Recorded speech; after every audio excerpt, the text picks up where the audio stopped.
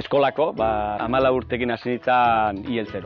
Eta 18 urtekin egon nintzen dudan edo Ameriketara joan, zesta zibiltzera edo tailer baten hasi. Oingo Andria izautzen noan ez, erabaki noan tailer baten hastia eta tailerren inoan 7 urte edo 8 urte inoan.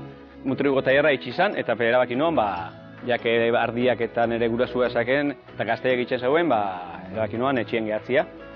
Instalazioa onditxu eta gaztetok gisa onditxu eta nire amakin batera etxien gehatzia. Ardia dia laitxa arrasakoak, mutur beltzak. Temporada amaitzen dago. Eneruan jaixotzen dira arkumak eta gero agostura arte batzen egoten dira gazteiak itxeko. Eta oan daude beste 100 barruia antzutu ingo ditut eta gero aria bota. Gazteiak egitea baino nahio eta ardiekin otea. Baina, azkenian nola ardia batu behar dian da gazteia egin behar da, biak egin behar da liz. Bizitak idatuak ere egiten ditugu. Geoparketikan etortzen dira 15 egunean behin, eta gero aparte guk ere itxen dugu, jendean nahi baldin bau bizitza gidatu batein, itxen dugu grupo bat juntau eta itxen dugu bizitza gidatuak ere bai. 2 orduko bizitza bat izaten da. Ardexek ikusi ditxeu eta oine ikusiko dugu maitanekin gure gaztak.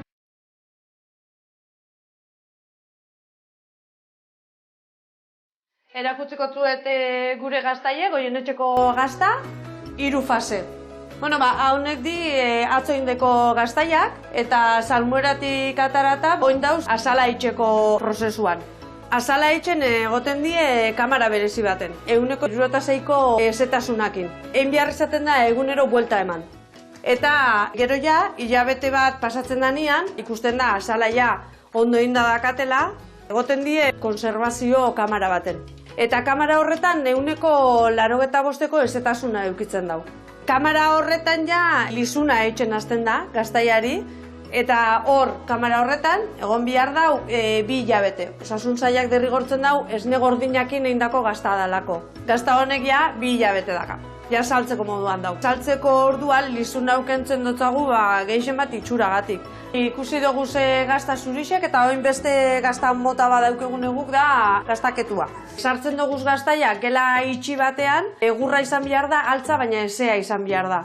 Eta han eukitzen dugu ketan eta hau da, ketua ertetzen da, gozo-gozua. Gure ibilbide honetan, sari batzuk irabazi zen dugu. Garrantzitsuena gutzat izan zen, hau 2014ko Idiazabalen irabazi gendune. Kriston ospie Moskun. Azkenien, telebista torri zan, egunkarixek bebai, eta harritxu inginen, baina gutzako oso importantia izan zen. Gernikekuek bebai, 2015 da 2016en bigarren sarixe irabazi gendun, eta gero 2018en hirugarrena.